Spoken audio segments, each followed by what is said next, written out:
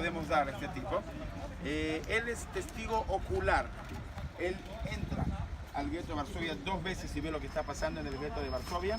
Supuestamente estuvo en Belzec, pero hoy sabemos que no fue Belzec, fue Ibiza, donde él estuvo y él ve el asesinato sistemático de los judíos y es la primera persona que informa. Viaja a Londres a informar porque el gobierno estaba en el exilio en Londres. Informan el gobierno en el exilio. No le dan mucha bola, por no decir que cero bola. Va a los Estados Unidos, se encuentra con el presidente Truman. Roosevelt, gracias, Roosevelt. Con el presidente de la Corte de Justicia Suprema de los Estados Unidos y el rabino principal de los Estados Unidos, estamos hablando de 1942, y él da el informe. Y el rabino, cuando termina un informe de 2 horas, cuando termina la audiencia de 2 horas, el rabino se la sale y le dice: yo no digo que usted esté mintiendo, digo que lo que usted dice no se puede creer. O sea, en 1942, el asesinato está en el apogeo, ¿ok? En los Estados Unidos todavía no pueden creer lo que este tipo está contando, habiendo sido un testigo ocular. Lo que me lleva a decir, que no dije al comienzo, que nosotros somos historiadores que lo sabemos todo. Y eso es lo complicado con este grupo. Somos historiadores que lo sabemos todo. ¿Qué es un historiador que lo sabe todo? Aquel que sabe cómo comenzó y cómo terminó. Quiénes fueron las víctimas y quiénes fueron los perpetradores. Pero ellos no lo sabían. Tenemos que tratar de mirarlo con esa vista, que ya vamos a hablar en un ratito más adelante. Entonces acá tenemos otro justo. Y el motivo por el cual empezamos con lo justo no es casual.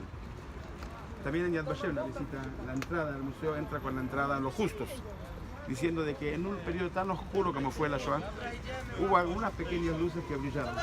Y hay que comenzar con esas luces, con algo positivo. Por eso comenzamos con estos 2 casos de los justos de la nación. ¿Okay? Recordar y no olvidar, y llevamos también de la memoria a esta gente que arriesgó por salvar judíos, lo cual no es obvio que lo hayan hecho. Vamos al tercer monumento, lo vamos a explicar. Y fíjense qué formato tiene y qué tiene además. Se construye, les decía, después de la guerra en 1946 y tiene una bet, ¿sí? Tiene la forma de una cloaca, de la salida de una cloaca, ¿sí? Y esto significó que, a pesar del horror, hay un nuevo comienzo. La bet, como bien la Torá empieza con Bereshit, ¿sí? Empieza con la bet y no con la Aleph, muestra que al ser abierta es un camino hacia adelante. Entonces hay un futuro. Y después de tanta destrucción y de tanta muerte, también hubo quienes sobrevivieron y tuvieron un futuro. Por eso, por un lado, el tema de la cloaca, que eran los lugares desde donde se escapaban, ¿sí? Para salir del gueto, y por otro lado, la bet, que es los sobrevivientes y el futuro. Una segunda interpretación, que es lo que está diciendo, pero de otro punto de vista, es de que después de la Shoah para el mundo judío, comenzamos desde el mundo comienza de vuelta. El mundo comienza de cero. Vamos a entrar al museo, están esperando.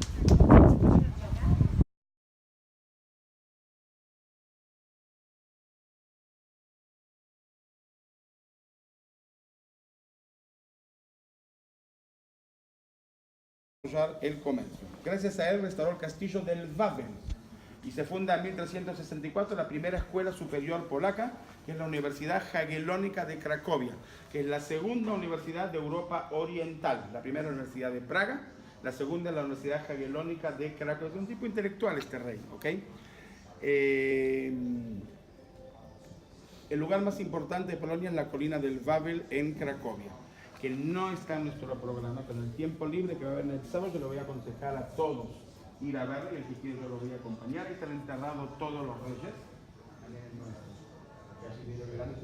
Nos lo apropiamos a Casimiro el Grande, y es el lugar más importante de Polonia, por decirlo así. En Israel, todo alumno judío en Israel tiene que ir una vez en su vida académica del colegio a Jerusalén. Aquí tienen que ir todos los estudiantes de las escuelas secundarias una vez en su vida al Wawel, ¿okay? Ahí está la catedral, un montón de cosas importantes, la catedral de oro, la catedral donde el Papa fue antes de ser Papa, y donde están enterrados todos los reyes. Muy bien, unas palabras más sobre este rey.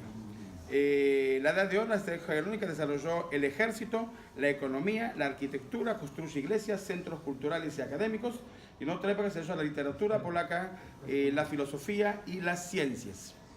Y él desarrolla las urbas, las ciudades, tomando el modelo de la urba de Magdeburgo en Alemania, que es la primera urba en el mundo, una ciudad amurallada como las conocemos hasta el día de hoy, en la que ustedes probablemente todos conocerán, es Jerusalén, que también entra en la categoría de una ciudad medieval amurallada, que por muy grande que nos parezca, porque es subidita y bajada, si entramos por la puerta de Yafo y salimos por la puerta de los Mugros, que al final después del Muro de los Lamentos, ¿qué distancia hay? ¿Quién sabe? ¿Cuánto? No, kilómetros 200. Y eso se considera grande, porque hay muchas más chiquitas, o que las ciudades son chiquitas porque es muy difícil amurallar una ciudad. Entonces se construye Poznan, la familia Poznansky, Plotzk, aquí nació David Ben Gurión, se construye Varsovia, que aquí estamos viendo, Cracovia, las ciudades amuralladas, todo eso lo hace el rey Casimiro el Grande. Cuenta la leyenda, lo cuentan los polacos, no nosotros. Que Casimiro el Grande quería casarse y va por todo su condado y encuentra la doncella más bella de todos, Esterica, que era judía. Que nadie se confunda, no estamos en Purim, en Irán, en Persia, estamos en Polonia, Cracovia. Y la más bonita era Esterica. Y con ella se casó y ahí está también la tenemos a Esterica. Dicen en la historia polaca oficial que fue el único rey que no tuvo amantes y que la amó y que vivió con él toda su vida. Si esto es verdad, mi nombre es Juan Pablo, ¿ok? Para que sepan. Pero dice la historia polaca, que aquí soy yo para discutirlo, que fue el único rey que no tuvo amantes y se casó con ella y la amó toda la vida. Y con ella tuvo 4 hijos. Y aquí quizás el modelo de la tolerancia polaca. Los 2 hombres, según la tradición cristiana, fueron educados en la iglesia. Y las 2 mujeres, según la tradición judía, fueron educadas como judías en la sinagoga. Hasta aquí todo bien la historia. Y la descendencia siguen de los hombres, en el caso polaco. Pero si nosotros como judíos aceptamos lo que los polacos nos cuentan, entonces toda la descendencia polaca son judíos. Nacieron de madre judía. Entonces, toda Polonia es judía para nosotros. Entonces, si vamos desde ese punto de vista de la halajá, de que la descendencia viene por la madre, entonces toda la descendencia de los reyes siguen siendo judíos. Muy bien, y quizás es el modelo de la tolerancia polaca, como dije, igualdad en la diversidad, que lo vamos a ver largo y tendido en todo este viaje. Reconocimiento. ¿Esa familia de Casimiro sigue existiendo? No, el reloj ya dejó hace mucho tiempo atrás, ya vamos a hablar al final del museo cuando termine la dinastía de los reyes, pero si aceptamos esa teoría, pues todos son descendientes de una madre judía. Entonces ese reconocimiento de las diferencias en las minorías, Polonia tolerante y descentralizada entre los nobles, que va a ser la semilla, podemos saber, de la intolerancia. Ok, vamos a pasar. Ahora, acá viene una parte que para los no judíos explican el funcionamiento de una comunidad judía. Nosotros lo sabemos y podemos dar cátedra sobre el tema. Nosotros lo saltamos. Acá tenemos el modelo de la comunidad judía, con todas sus instituciones, y aquí tenemos el cementerio judío. Y yo lo salto. Nosotros sabemos que es una comunidad judía y que es un cementerio judío. Por lo tanto, lo salto y nos paramos en este mapita.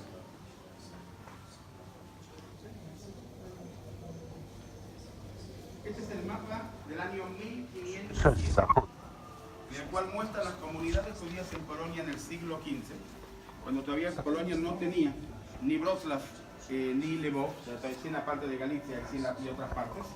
Alrededor del año 1400 se habla de 14 asentamientos judíos en territorios polacos, y un siglo más tarde, 1507, cuando se figura este mapa, hablamos de 100 comunidades. Y entre 5.000 y 10.000 judíos que vivían en Polonia, y eran el 1% de la población. O sea, no fue una ola masiva que llegaron 3 millones, como se dice, sino fue un proceso. ¿Okay? En el año 1400 habían 14 asentamientos, y en el año 1507 están hablando de 100 asentamientos con entre 5.000 y 100.000 judíos. Fíjense que todos pagaban impuestos. Déjame un segundo, permítame. Y según el tamaño de la comunidad, por ejemplo, Lwowia pagaba 300 florines, Cracovia pagaba 300 florines, pero comunidades pequeñas pagaban 3 florines, 2 florines, 4 florines, las grandes y las chiquitas, y aquí tenemos a todos. Y este mapa se hace Statut Bolesława Pobożnego posłużył principalmente de la documentación que enumera cuántos impuestos pagaban los roku aktu dla con motivo de la coronación del rey skupiska żydowskie w Polsce w XIV wieku. No estaba seguro que le pagaran, porque los judíos pagan, siendo los judíos del rey, pagan un impuesto per cápita, un impuesto por cabeza. El rey quería estar seguro de cuántos judíos hay y le pagasen el impuesto correspondiente. Okay, dicho sea de paso, los judíos le pagan impuestos al rey, no al gobernador local. ¿Esto qué genera automáticamente? No, Na Mazowszu 20. los guardadores locales no quieren a los judíos porque no le pagan impuestos a ellos, le pagan impuestos al rey y no a ellos. Hacen Małopolsce trabajan, comercian y le pagan impuestos al rey y no a ellos. Y esto automáticamente del vamos y del llegamos ya genera el antisemitismo. Dos clases modelos que tenemos aquí, uno frente al otro, para estudiar la época. Y la familia Fiesel de Cracovia, que eran nobles y banqueros judíos, algunos judíos dentro de ellos la familia Fiesel se convirtieron al cristianismo para poder pertenecer a la nobleza y fueron excomulgados por la comunidad judía. El tema de la conversión, que muchas veces es por conveniencia y no necesariamente por querer convertirse, sino por poder económico. Y frente a él tenemos otro caso aquí, Abraham Sofovich, este que tenemos aquí. Abraham Sofovich era tesorero de la corona. Miren qué puestos llegan los judíos, ¿ok? Era tesorero de la corona, único judío que recibió la nobleza sin convertirse. El próximo judío que va a recibir la nobleza en la corona real, no en Polonia, ¿quién va a ser? ¿Quién sabe? Muy bien, el barón Natán de Rothschild en 1885 en Inglaterra. Van 300 años entre este y aquel hasta que haya otro judío reconocido como noble sin convertirse. Wykazie z 1507 roku.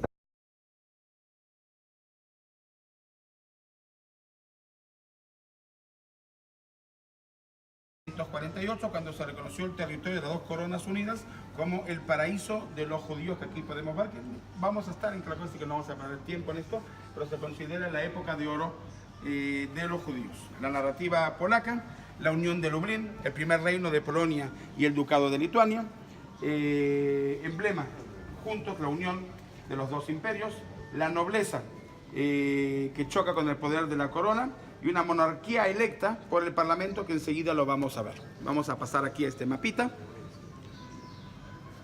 Lo podemos ver todo. Este mapa es un mapa de Cracovia, que como vamos a estar en Cracovia dentro de 3 días, lo voy a hacer muy mínimo.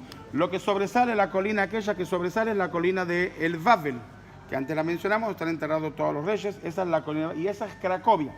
Cracovia está ahí separado de la ciudad judía, a nombre de nuestro rey Kazimir. La ciudad judía, Kazimir, es el barrio judío que vamos a visitar también, por un flujo del río Vístula. Hoy en día el flujo está entubado bajo tierra y hoy pasa una avenida por ahí. Nosotros vamos a pasar por esa avenida.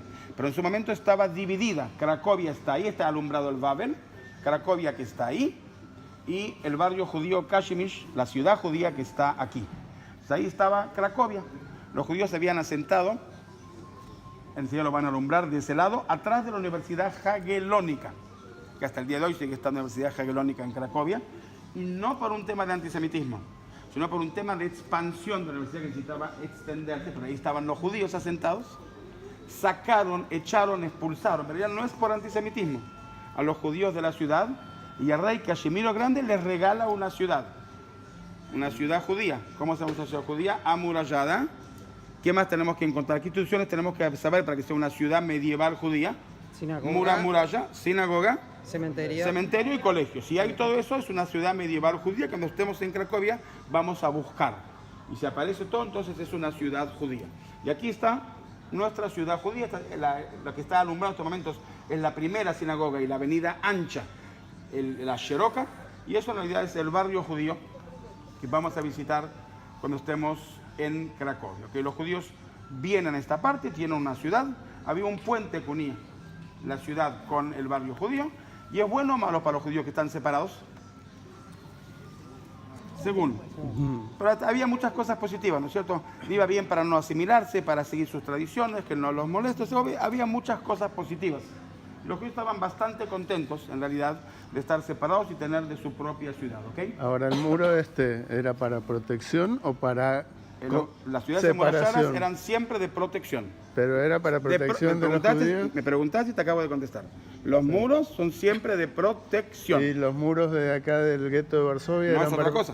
bueno, eran muros. Sí, estamos hablando de los muros medievales, estamos hablando. Estamos hablando de los muros medievales. Pero son muros. Estamos hablando de los muros medievales. Las murallas, nadie va a construir una muralla que cuesta un dineral, que no sean de protección y eran de protección. Las murallas medievales son siempre de protección. La muralla del gueto es otra cosa y fueron los nazis. Y es otra historia, todavía no llegamos a esa historia. ¿La peste cuándo fue? Va, pero estar 1500. separados ahí les vino bien. Siempre vino bien, Esto vino. siempre. Pero esto es anterior a esto. Ah. Es anterior a esto. Ok, entonces pasamos y pasamos ahora a este mapa. Ahora estamos en el mapa de 1765, lo que es la edad de oro del periodo de esplendor, que significó para los judíos el primer siglo de la Unión Polaca-Lituania, cuando se conoció los territorios como el paraíso judío. El paraíso judío, ¿ok? Ahora hay 1150 comunidades y medio millón de judíos. O sea, pasaron, al fin y al cabo, 250 años entre aquel mapa. ¿Ok? Aquel mapa era 1507 y había entre 5.000 a 10.000 judíos. Ahora pasaron 250 años. Ahora Polonia incluye Lituania, incluye Ucrania, incluye Bielorrusia. En el año 1765 hay un censo, también hecho por el rey Stanislao Augusto Poniatowski, que desconfiaba de los impuestos recaudados per cápita por los judíos y estableció que hay 1.150 comunidades judías y cerca de medio millón de judíos en Polonia. O sea, en 250 años aquí sí hay un boom demográfico y un crecimiento muy grande en Polonia. Factores demográficos que influyeron: la migración hacia Polonia, una alta tasa de natalidad en el mundo judío, la higiene, okay, la kashrut, presencia de médicos judíos.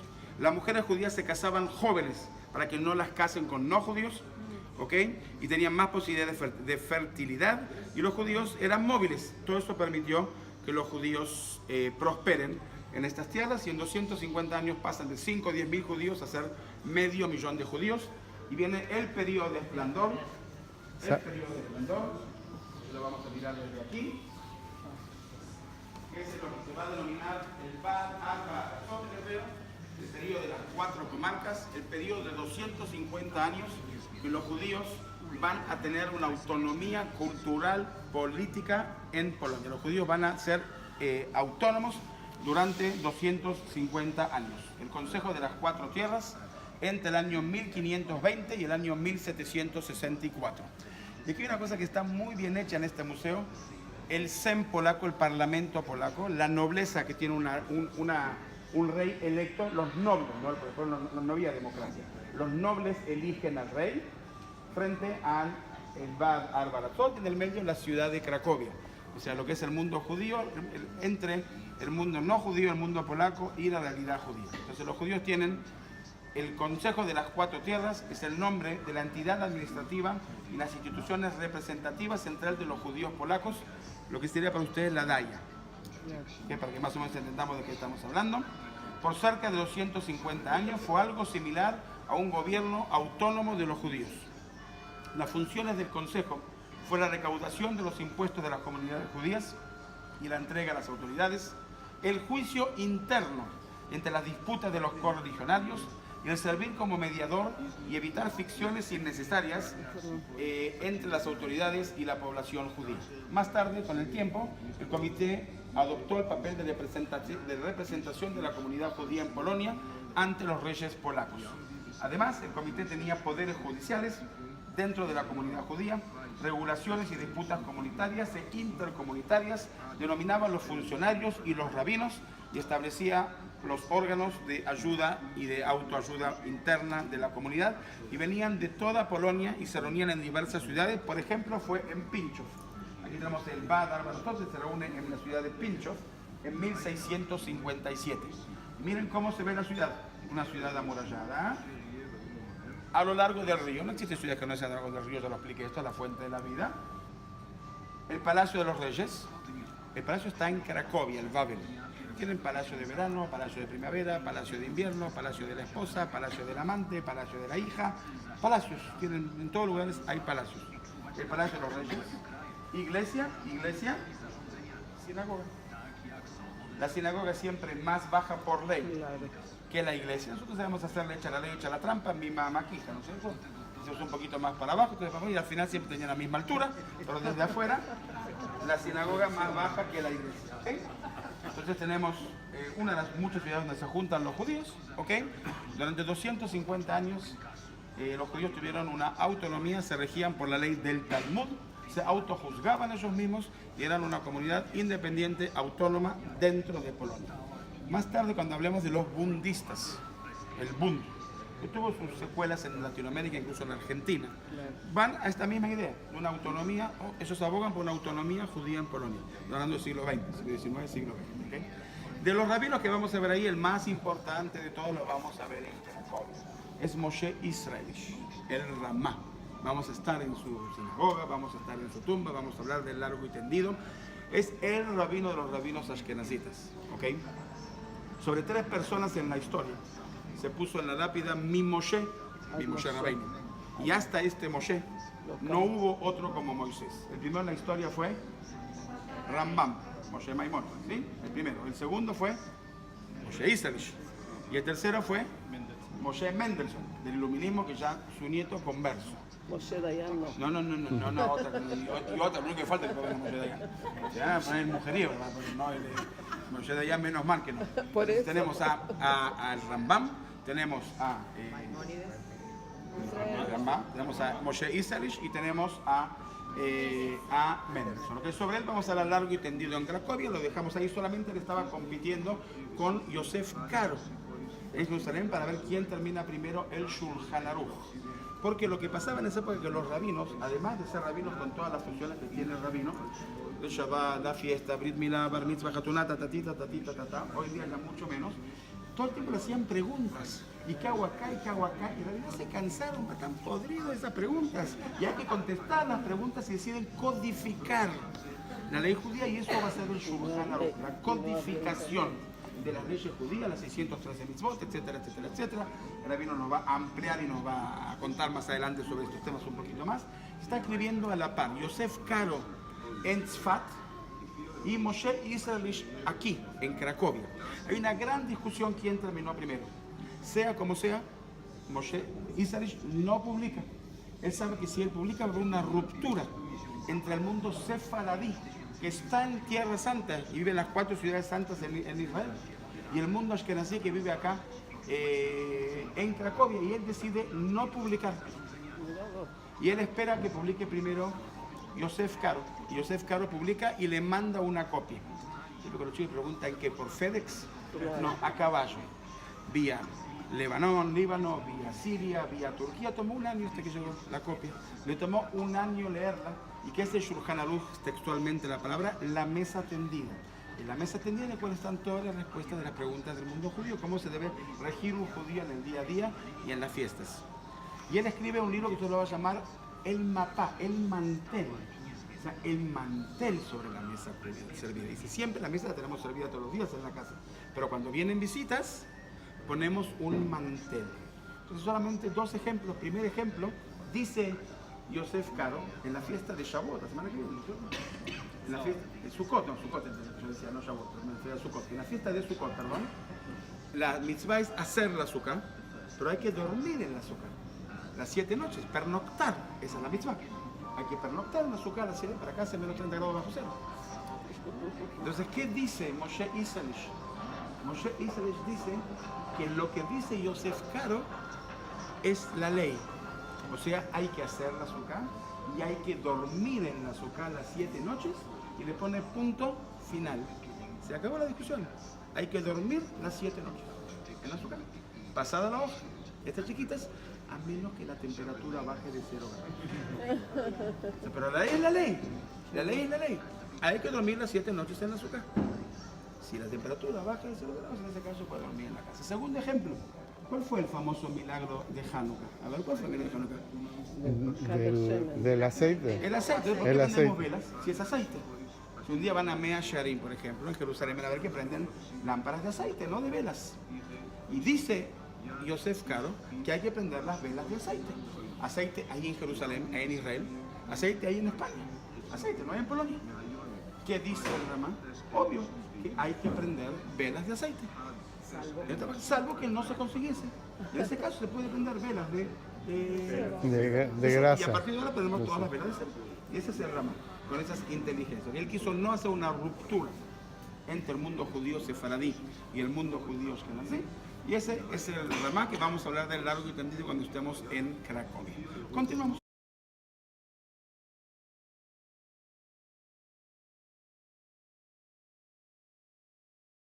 A los judíos por 2 motivos. El judío es el único que sabe leer y escribir. Es el único que sabe las matemáticas y se puede hacer una administración.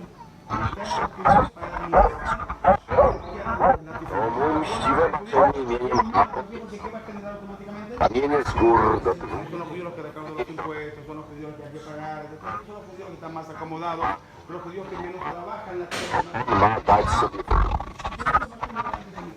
Tenemos esta ciudad muy judía. Hablamos de los magnates, de los latifundios, y Manzamos y Moisés de Samos. Jan Zamoski se educó en Italia, quería hacer su propia ciudad, según el modelo de las grandes ciudades italianas, Civate Ideale, la ciudad ideal, e incluso creó una universidad en ella. El feudal trae judíos sefaraditas de Portugal en el año 1580, y ahí llega la familia Pérez, que es un Pérez acá en Colombia, Yudá Leif Pérez. Viene de Portugal en 1580 y se establecen en Samos. Construye una sinagoga de estilo renacentista, tenemos el modelo de la ciudad. Los judíos Czym napisało, czynić obiecuje i na wszystkich dobrach swych i sumach pieniężnych obliguję się, że mu na niniejszej klauzule się nie sprzeciwię, co dla lepszego... Hay un contrato y está firmado en hebreo. ¿Ok? Otra vez, ejemplo de presencia judía muy importante en todas estas tierras, un contrato de arrendamiento de tierra firmado en hebreo. Muy bien. Y todo este periodo de esplendor, todo este periodo de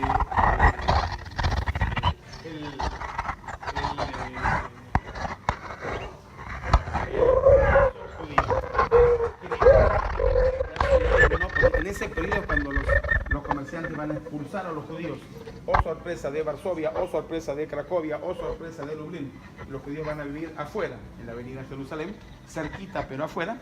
Este periodo va a terminar con los cosacos, la rebelión de Bogdan Khmelnytsky, Traot Tat Tat Tat Tat, en hebreo, y aquí tenemos un billete de Ucrania, héroe nacional. Trakt Jana Zamoyskiego z tym Jakubem Nossą 1654, que i wobec arrasaron temu stosowna con los judíos en toda. En mis visitas a Ucrania, mis primeras visitas a Ucrania, yo siempre sentía algo muy incómodo que en el centro de Kiev, en el corazón de la ciudad, frente a la catedral, el San Martín, że palenia i szynkowania gorzałek w tymże mieście, M. Szczebrzeszynie,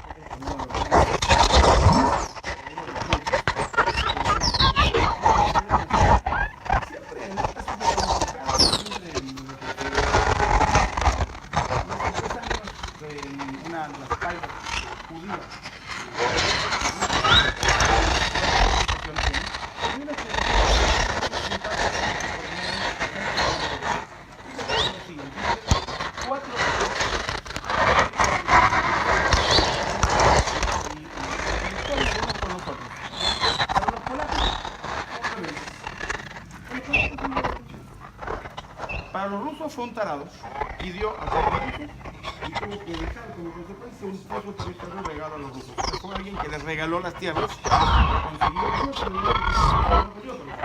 pero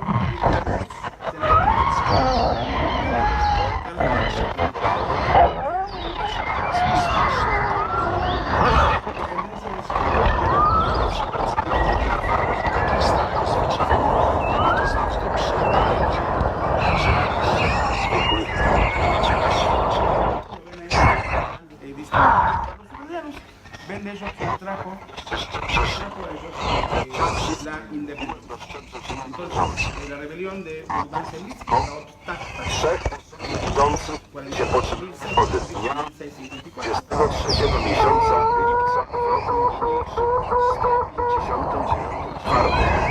w roku ucranianos, esclavos de los polacos y de los judíos, aproximadamente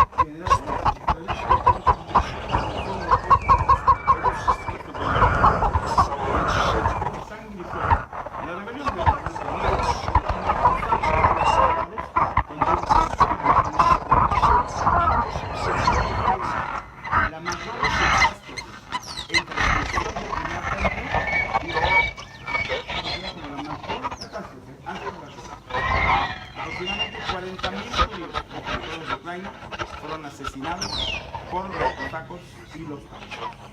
Vamos a ver.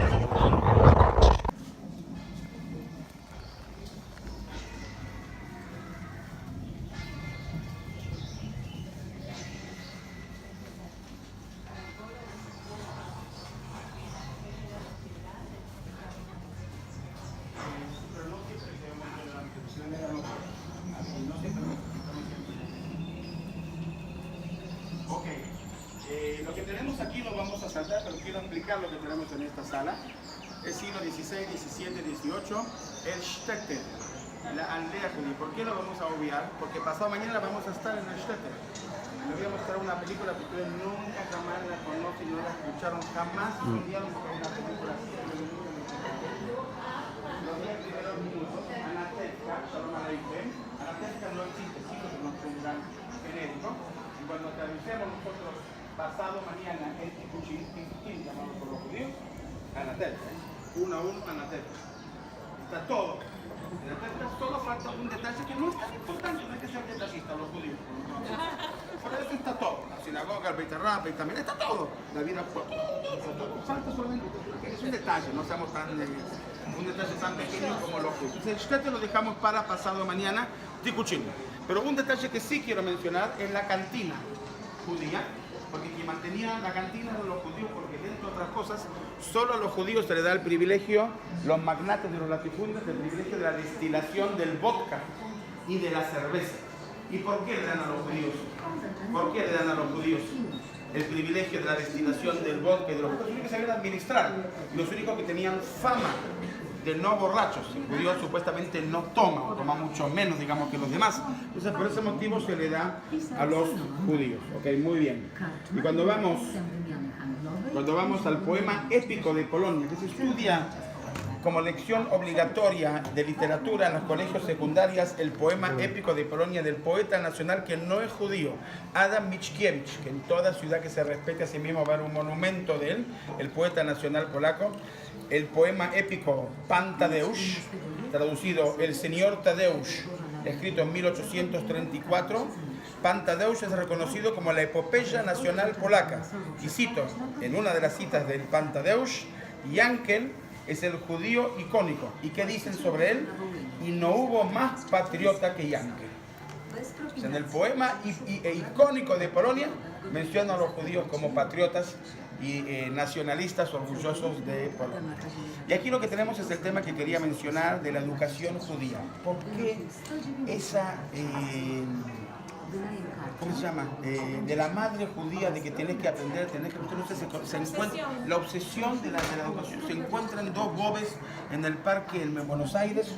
Mira, dicen, qué lindo los nietitos, ¿qué edad tienen? El doctor tiene 2, el abogado 3. Y después tenemos a la abuela moderna que dice, uy, qué hermoso tu bebé, qué hermoso tu nietito. Dice, esto no es nada, espera que lo veas en las fotos en el Instagram. Esa es la bobe moderna. Y mi mamá todo el tiempo me dijo, tenés que ser doctor, tenés que ser doctor, tenés que ser doctor, tenés que ser doctor. Recuerdo el evento como que si fuese hoy, porque lo viví y lo recuerdo siempre. Terminamos jardín de infantes en el colegio David Wolf, en su momento un colegio elitista en Belgrano, hoy en día pertenece a Jabal. Y la maestra jardinera hace reunión de padres, digo reunión de padres es madres, los padres nunca aparecieron, son las madres. Y nos sentó a cada chico con su madre y cada uno, ¿qué quiere ser cuando sea grande? El primero, oftalmólogo. Pobrecito. ¿Eso qué es? El segundo, doctor, abogado, ingeniero, arquitecto. Yo Sinai estaba al final, va por orden alfabético. Llega Sinai, ¿usted qué quiere ser cuando sea grande? Yo la miro a mi mamá orgullosa. Y el único que fue sincero y dije, yo voy a ser bombero voluntario. Mi mamá me agarró de la oreja, me duele hasta el día de hoy. Me sacó, me dijo lo que me dijo, que no recuerdo, pero la última frase la recuerdo. Que ahora volvés y decís algo inteligente porque si no tu papá te va a pegar una paliza a la noche. Y con esa frase no se juega, Con esa frase no se juega, me la tomé muy en serio, me la tomé a pecho, lo pensé muy bien, regreso al salón y la maestra jardinera, miren qué pedagoga de esa época, me retoma. Me dice, señor Sinai, qué bonito que en su tiempo libre usted quiere ser bombero voluntario. Pedagoga. Pero de profesión, ¿qué le gustaría ser? Y yo la vuelvo a mirar a mi mamá y le digo, heladero.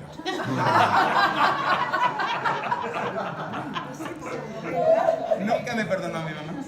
Nunca me perdonó. Mi mamá murió de cáncer a los 49 años en el lecho de su muerte. La última charla con mi mamá, después ya mi mamá no habló más, me recuerda la historia. Y me dice eso. Me dice, vos tenés que ser doctor. Yo me doctoré por mi mamá.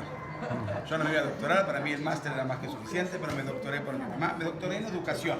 Cuando mi mamá decía doctorado se refería a médico, no a doctor en educación.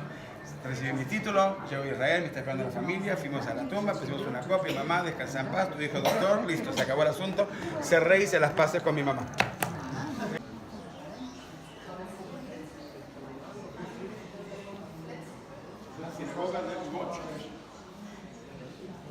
¿De qué año, Mario? Ahora voy a explicar, aunque no quiera voy a explicar. Así es la cosa. Voy a explicar. Tomen las fotos. Está acá en el... Mira qué pasó ahí. Apareció justo en el poste.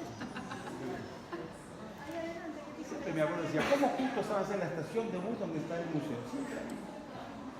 La réplica es una réplica de la sinagoga de madera de Zvochel, ubicada a 70 kilómetros de Lvov, hoy Ucrania.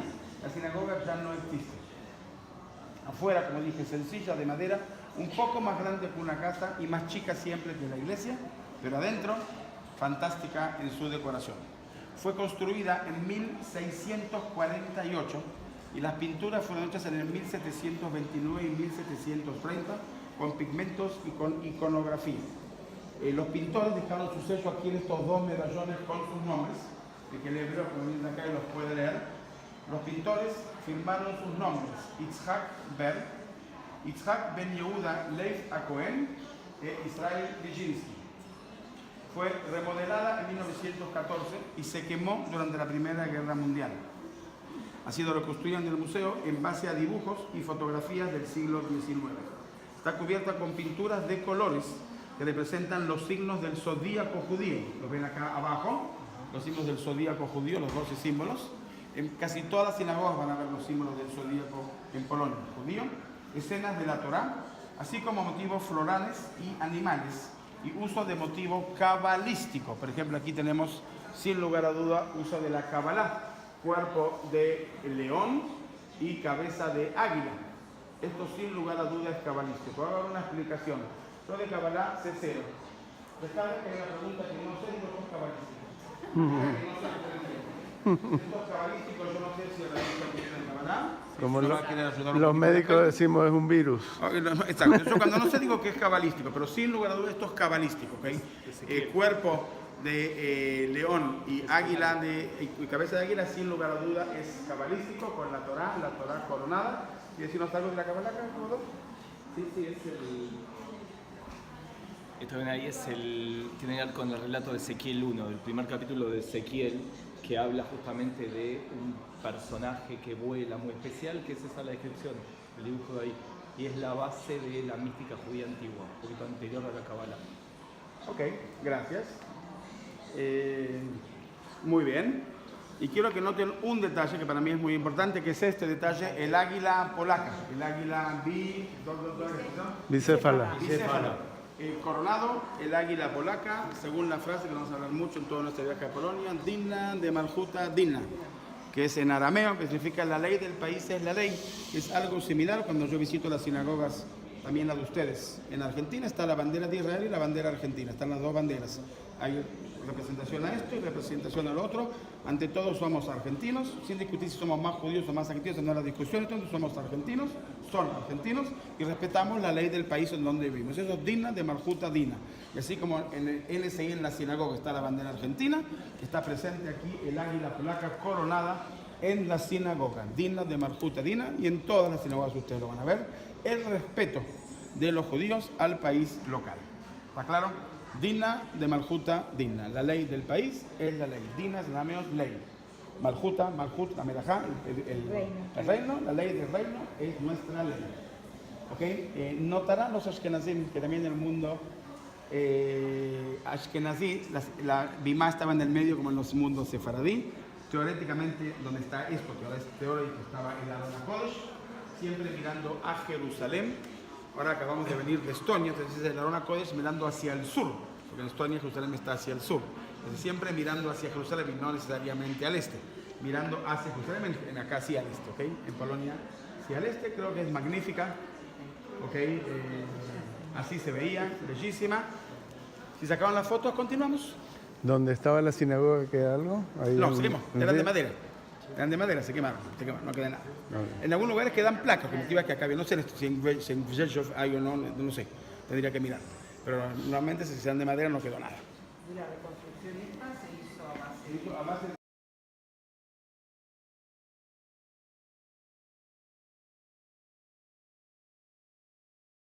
Corona, y para ser más exacto, la nobleza traiciona a Polonia y Polonia víctima cae en la gran tragedia y Polonia es dividida. Como consecuencia hubo rebeliones armadas con Rusia en 1794, en el cual tenemos la famosa insurrección de Tadeusz Kościuszko.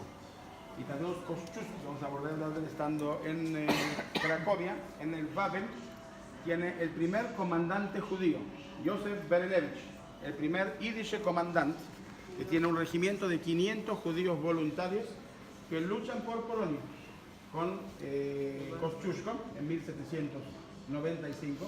Experiencia militar cero, lo mataron a todos en combate, pero eso no es lo que cuenta. Lo que cuenta es que tenemos 500 judíos que se enrolan al ejército y luchan por Polonia. ¿Okay? Como consecuencia de las tres particiones, Polonia quedó dividida entre Rusia, Prusia y Austria. Rusia, la más temida de todas, Catalina la Grande. ¿Okay? Hay quienes dicen que la continuación de Catalina fue Stalin y que hoy es Putin. Y le tienen un miedo a Putin acá, que ni se lo pueden imaginar. Tienen un odio muy grande a todo lo que es ruso y le tienen un miedo muy, muy grande a lo que es Putin.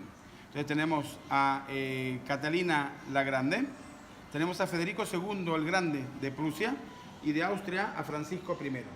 Polonia desaparece por 123 años hasta después de la Primera Guerra Mundial, desde 1795 hasta 1918, la segunda constitución de Polonia, el 11 de noviembre de 1918, con el mariscal Józef Pilsudski. Explicar Józef Pilsudski es muy difícil, pero es muy fácil para los israelíes y para los argentinos. A los israelíes, Ben Gurión. Ah, listo. Claro. Ok, Ben Gurión. Está clarísimo quién es. Y a los argentinos, San Martín. San Martín. Entonces acá les queda muy claro quién es. Héroe nacional. El libertador, el que trae la segunda constitución de Polonia después de la Primera Guerra Mundial, después de que 123 años por esta partición, por luchas internas, lo que llamaríamos en hebreo sinat hinam, odio gratuito entre ellos, la nobleza contra la corona. Durante 123 años, Corona desaparece. Acá tenemos la silla vacía del último, el último de los reyes, y aquí termina la dinastía. En 1795, Stanislav Augusto Poniatowski, el último de los reyes de Polonia, y de ahí en más desaparece Polonia por 123 años de la historia. Continúa. Sí, sí. ¿Así?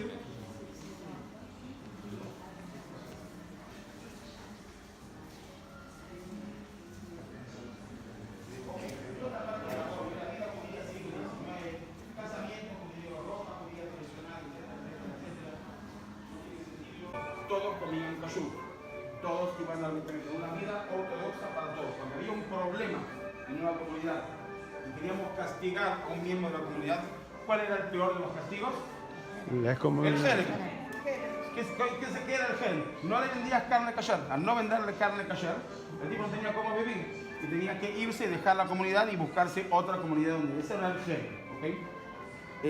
Fin del siglo XVIII, comienzo del siglo XIX, el mundo judío se divide en tres grandes corrientes. No va a ser un mundo, una sola forma de vida, se va a dividir en tres. El mundo ortodoxo de las yeshivot, y pasó mañana visitaremos, en 3 días estaremos mencionando los años de morir, el iluminismo y la Hasidut, con tres nuevas corrientes del siglo XVII, siglo XVIII, tres nuevas corrientes, nosotros sin que nadie se ofenda y sin que los conozca demasiado, pero como los veo vestidos en estos momentos, estamos muy cerca de la corriente iluminista. Nos parecemos más a los iluministas. No veo aquí ninguno que se aparezca a la ortodoxia en nuestra forma de vestir. Y no veo tampoco ninguno que se parezca a la Hasidut. Si me ofendí a alguien, me disculpo de antemano. Pero como los veo en la calle, este es el peligro del judío del siglo XIX. Hasta el siglo XVIII, el judío era identificable. Ahora no, miren ustedes, se ven iguales a los demás. O sea, taparon muy bien la cola y los cuernos, y una vez que taparon la cola y los cuernos, ya no los puedo identificar. A menos que ande con kippah en la calle.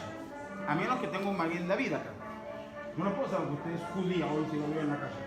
¿Cierto? O de ortodoxo sí lo puedo identificar. Ese es el peligro del nuevo judío en el siglo XIX, que ahora ya no es más identificable. Ya no vive separado, ya no usa la vestimenta tradicional y se ve igual que nosotros. Está adentro de nosotros y ese es el peligro del nuevo judío. El mundo judío se divide.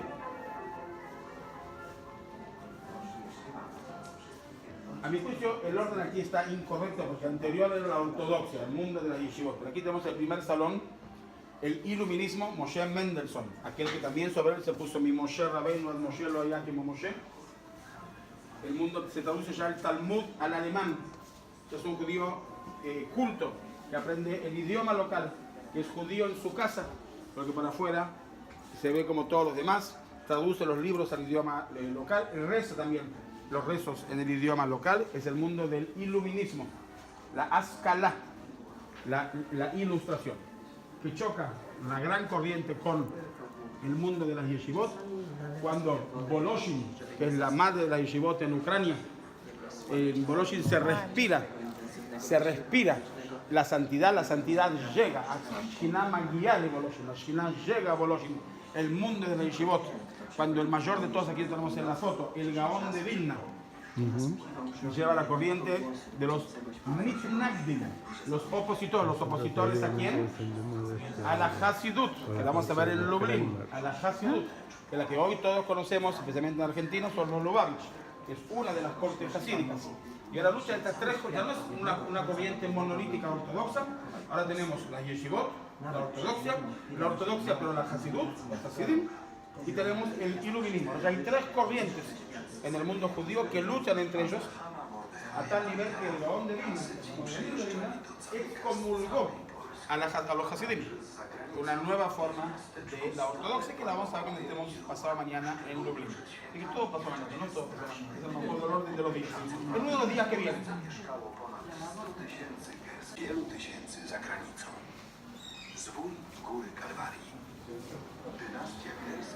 Siglo XIX es el siglo de la modernidad, identificado con la revolución industrial y la creación de las vías de tren. Y aquí voy a hacer una pregunta.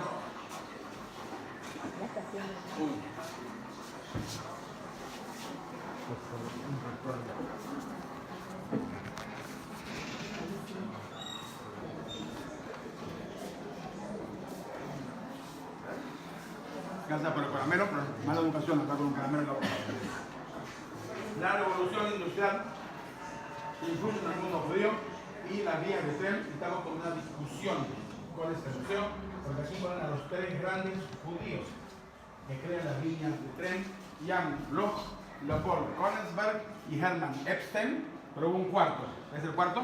El barón Hirsch, que es el nuestro, que hizo las colonias y tendrían que ponerlo. Estamos en una discusión que en algún momento los vamos a convencer. Hizo el París-Estambul. Exacto, entonces de cualquier manera falta uno, bueno, ok, lo toleramos. Y aquí se ha identificado con el nuevo judío, el judío del siglo XX, que empieza a dejar los shtetls, las aldeas, en el cual los judíos eran un 40, un 50, un 60%, y los judíos pasan a las grandes ciudades, a las ciudades industriales.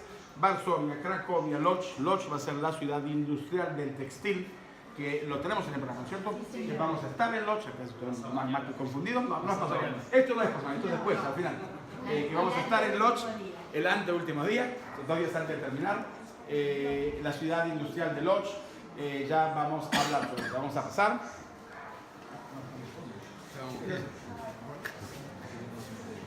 Y aquí tenemos el gran magnate. Szanowni zwiedzający, wystawa stała zostanie zamknięta za 20 minut. Dziękuję. Pensé que salía el tren. Los grandes magnates, como ya lo vamos a ver, a Israel Poznansky, que tenía la industria manufactura, empleaba 7.000 familias, 7.000 familias empleaba En su industria lo vamos a ver cuando estemos allá. En Oxy, un rato nos van a echar y nos van a dar muchísimas cosas. Pasamos adelante.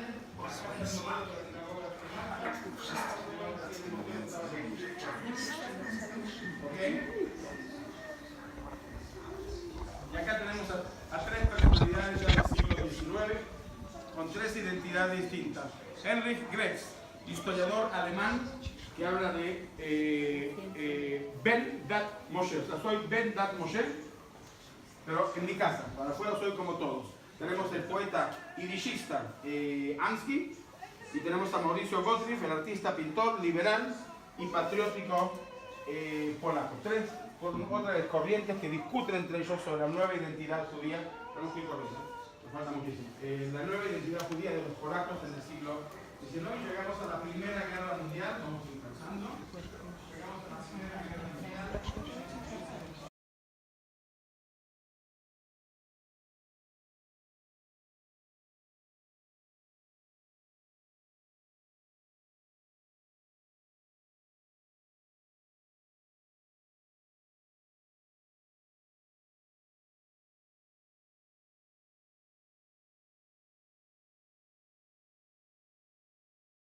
Así se veía la calle Zamenhof, que es donde está el museo. Pasen un poquito, si dejan a todos pasar.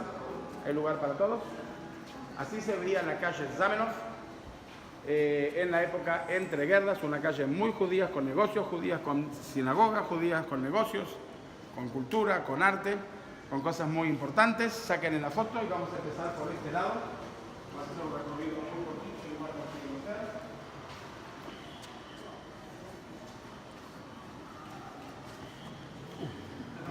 Me estoy chocando con todo. Quiero recordar que la modernidad, la era de la modernidad y la asimilación, la comunidad judía estaba en su máximo desarrollo cultural, social, económico y político. Y les recuerdo que política y cultura son dos conceptos de la modernidad.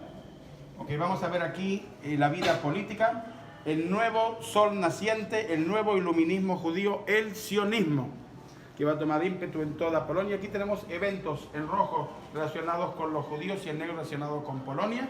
Porque todo tipo de eventos que van pasando de ese lado. Yo voy por esta pared, aquí tenemos todo el espectro judío, desde la Shomer Hatzair hasta Beitar, pasando por todos los movimientos judíos y todos los partidos políticos que activaron, y sin lugar a dudas los sionistas fueron los más importantes, junto con los budistas en el periodo entre guerras, en todas sus interpretaciones políticas, porque el mundo judío fue un mundo muy politizado.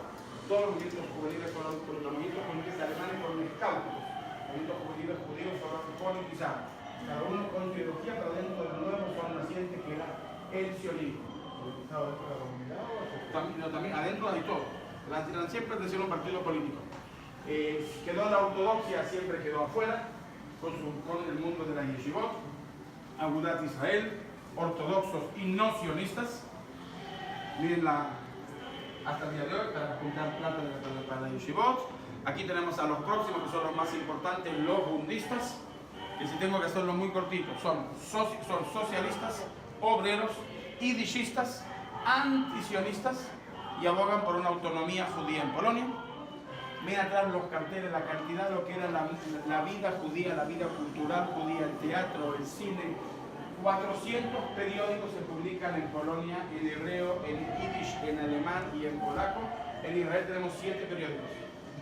En Polonia habían 400 periódicos, la vida cultural, la vida deportiva, Maccabi, Akoach, todo lo que ustedes conocen menos hebraica, se originan aquí en Polonia. No hay ningún invento argentino. Todo esto ya se decía toda la vida judía. Antes hay una pared también a los comunistas judíos. Terminamos siempre un partido comunista judíos, siempre hubo comunistas judíos. Les va a costar caro el asunto, pero siempre los hubo. Vamos a pasar muy rápido.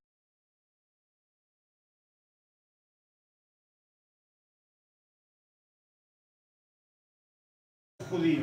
Para los judíos nacionalistas, ¿a quién se refiere? A los sionistas. Yo soy un traidor y un renegado. Bueno, pues mala suerte.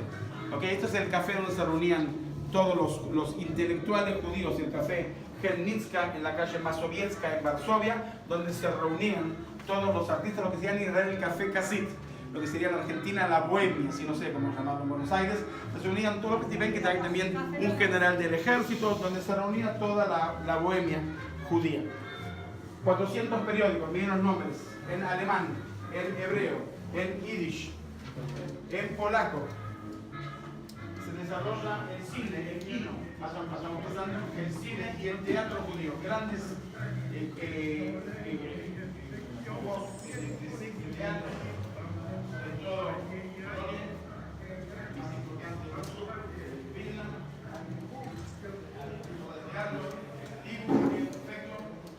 se desarrolla acá con un tango judío.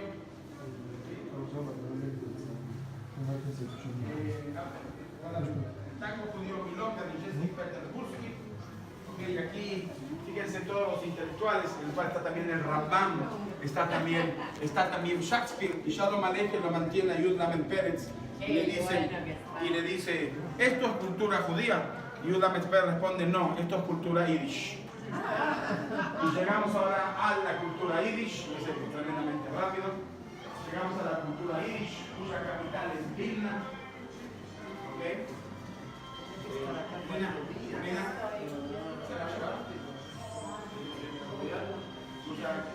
El tema del yiddish, que ya vamos a hablar también un poquito sobre el yiddish, y sobre eso esta frase que está acá, que verdaderamente es increíble. Vilna, Jerusalén de Lita, la cuna del yiddish y el Gaón de Vilna, y el Instituto Ivo, que sigue existiendo hoy, como ustedes saben, solamente en Nueva York y en Argentina. Y esta frase que es tremenda, ¿sí? Qué bueno.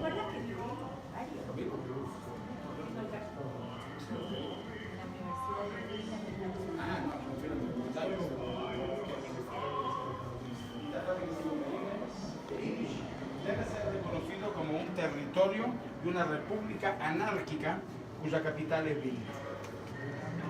¿Qué frase? Vamos, tenemos que salir. Volvemos a la calle judía. Esto fue el mundo judío de entreguerras. Les recuerdo, muy importante para mí que se acuerden esta frasecita, el periodo de las utopías. La guerra es algo que ya pasó y no va a volver. ¿Qué está mirando la gente? ¿Qué está mirando la gente? Comienza la guerra, la Segunda Guerra Mundial. Aviones. La guerra comienza con el ataque aéreo a Varsovia, capital. Les recuerdo que yo dije que Varsovia es destruida 4 veces.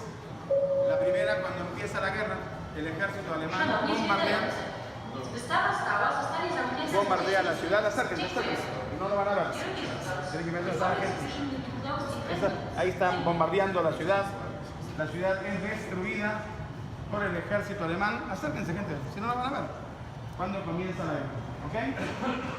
Muy bien. Ahora les recuerdo que para mí es tremendamente importante, y ya lo vamos a hablar, que en el famoso acuerdo Ribbentrop-Molotov, cuando se dividen una semana antes de la guerra, el acuerdo entre Rusia y Alemania, si bien Alemania ataca el 1 de septiembre, el 16 invade también Rusia. Y Rusia te lleva 1/3 del territorio, ¿ok? Los dos invadieron. Rusia la sacó barata porque estaban del lado de los aliados, ¿ok? Pero no olvidemos que también Rusia invade. El encuentro va a ser el río Bug, entre la Polonia ocupada por Alemania y Polonia ocupada por Rusia. Seguimos, entonces comienza la guerra. Sigamos. Acá está la película en este momento, en el desfile de Hitler, 10 de octubre del 39, 40 días después que comienza la guerra. Hitler desfila en Varsovia. Aquí está el desfile. 40 días después que comienza la guerra, Hitler ya está en Varsovia. Y ahora comienza el capítulo judío, lo cual tenemos todo el viaje para hacer, pero yo lo salto. Los judíos fueron humillados, los judíos fueron marcados, los judíos fueron obligados a hacer trabajos forzados, los judíos fueron separados y finalmente los judíos fueron expoliados. Y después la solución al problema judío en Polonia fue la guetoización. Aquí tenemos el mapa de los guetos judíos en Polonia. Estos están los guetos judíos en Polonia. Acá están todos los guetos judíos que hubo en territorio polaco.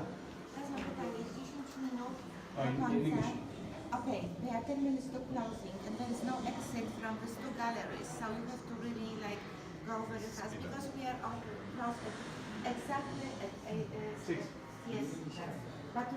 Tenemos 10 minutos, tenemos que correr, así que no podemos casi explicarlo. Cuando hay otra salida que no sea por acá. Esto es todo lo que es el gueto de Varsovia. Las paredes indican la destrucción de la vida judía, se fue derrumbando. La vida judía se derrumbó. Seguimos. Vamos a hacer mañana. Vieron, no pasado mañana. Kupują na miesiąc 1 4 zł.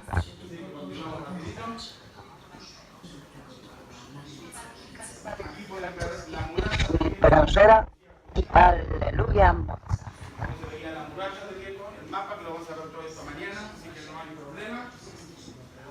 Y quiero que lleguemos todos para aquí. Las murallas que están así significan la destrucción de la vida judía, ¿ok? Como en todos los guetos se dividen en gueto grande y gueto chico. Entre el gueto grande y el gueto chico había un puente y esto simboliza el puente que mañana vamos a estar en la calle Hlodna. Y lo importante es cuando pasemos el puente, vamos pasando, qué es lo que se veía del puente del otro lado, o sea, la vida del lado ario que continuaba como tal. O sea que cuando subían al puente, veían que la vida del otro lado estaba muriendo de hambre, con enfermedades, con hambre, con frío, y al otro lado la vida continuaba su ruta. ¿Ok?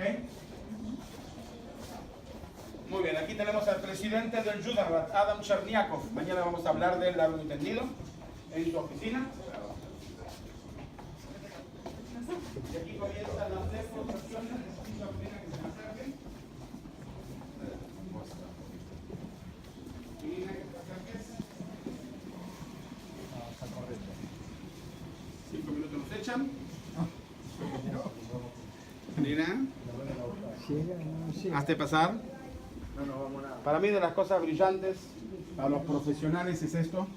Aquí tenemos a Siena 16, donde estaba el orfanato Janusz Korczak adentro del gueto. Y este es el recorrido que ellos hacen con los 202 chicos hasta el Umschlagplatz, donde fueron deportados el 6 de agosto de 1942. Las deportaciones comienzan el 22 de julio. Acá vamos a estar mañana. Acá está el Palacio de Cultura. ¿Okay? Y aquí vamos a estar mañana en el monumento de Janusz Korczak. Y este es el camino que ellos hacen, cruzando todo el gueto, todos aquellos que cientos de personas lo vieron. Lo otro brillante es esto, compañía, ¿ven? Es esto. Aquí tenemos algo que no hay en ningún otro lugar del mundo. Las deportaciones comienzan el 22 de julio, 6.000 personas.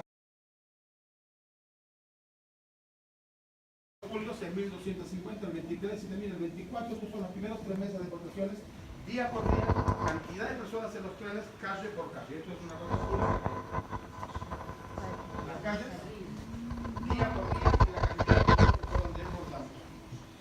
Esto es el Umschlagplatz, la plaza de la deportación.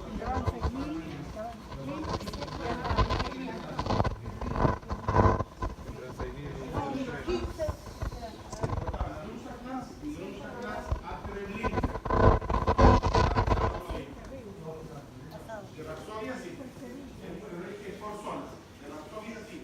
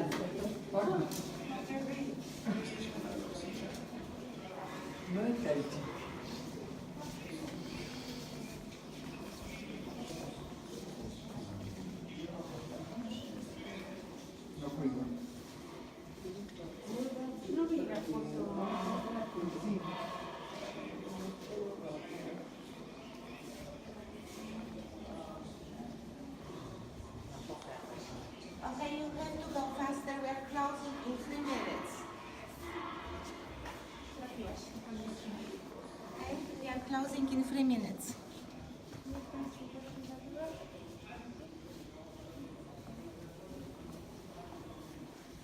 Udział w walce cywilnej jest obowiązkiem.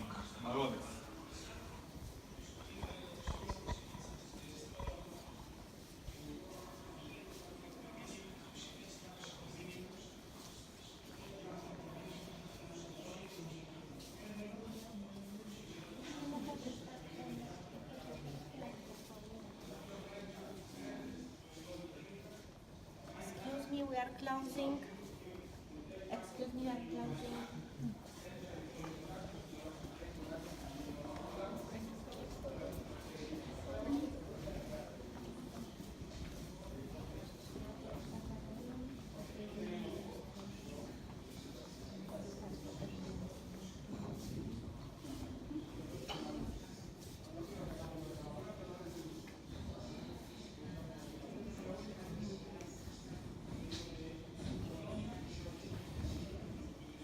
Nos están deportando.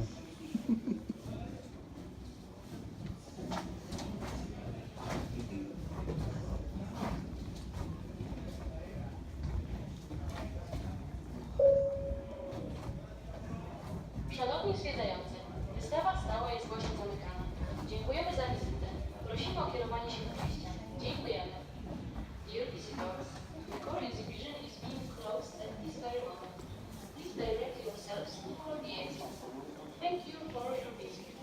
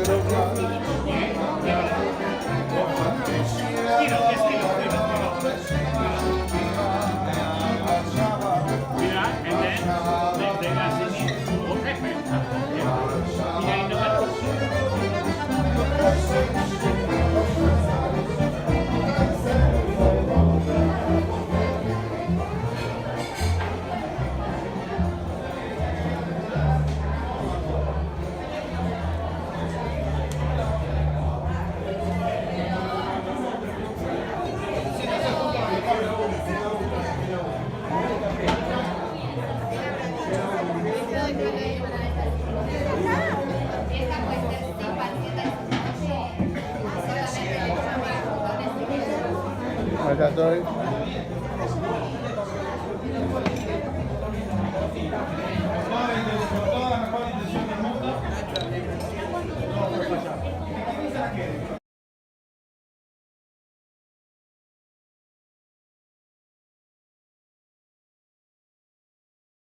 Este come mucho peor.